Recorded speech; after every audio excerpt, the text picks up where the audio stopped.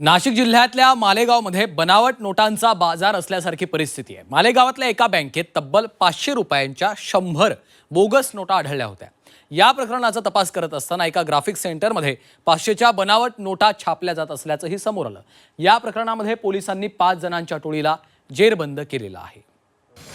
मालेगावात bogus चलनी नोटांचा बाजार। ग्राफिक सेंटरमध्ये 500च्या नोटांची छपाई। संभाजीनगरात बोगस नोटा छपाईचा सूत्रधार। मालेगाव पोलिसांनी जप्त केलेल्या 500च्या नोटा पहा। या नोटा पाहता क्षणी अस्सल वाटाव्यात अशाच आहेत। या नोटांना बँकेचा कलेक्शन एजंटही फसला गेला। मालेगावच्या एका बँकेत 500 रुपयांच्या 100 बोगस नोटांचा भरणा करण्यात आला होता। बँकेच्या अधिकाऱ्यांना या नोटा बोगस असल्याचा संशय आला। जनवरी 2026 ला महिंद्रा अँड महिंद्रा फायनान्स बँकचे सटाणा नाके येथे बँक ब्रांचला एक गणेश खरे नावाचे कलेक्शन एजंटने एकूण 90,000 23 जानेवारीला बँकच्या खात्यामध्ये भरले होते। याच्यामध्ये बँकचे जे अधिकारी होते त्यांना असं लक्षात आलं की याच्यामध्ये 50,000चे 500 रुपयाचे 100 नोट नकली आहेत आणि बनावट टाईपचे आहेत।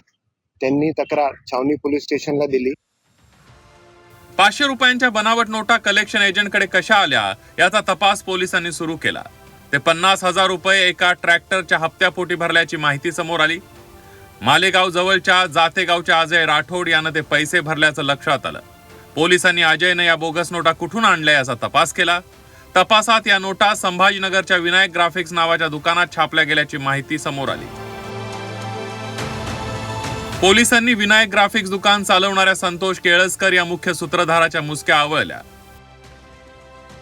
त्याच्याकडून जवळपास 385 500 रुपयांच्या बनावट नोटाही पोलिसांनी जप्त केल्यात।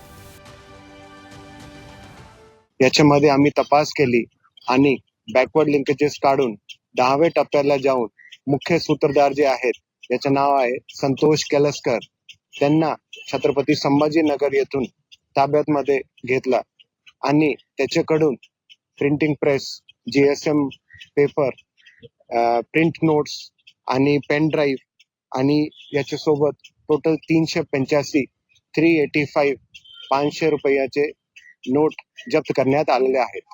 या गुन्ह्यामध्ये टोटल 5 लोक आमच्या ताब्यात मध्ये आहेत आणि त्यांना अटक झालेली आहे।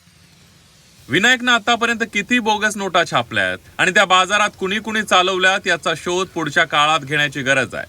बोगस नोटा छापून अर्थव्यवस्थेला खिळखिळी करणाऱ्यांना कठोरात कठोर शिक्षा देण्याची मागणी होतीये। विशाल मोरे, झी 24 तास, मालेगाव।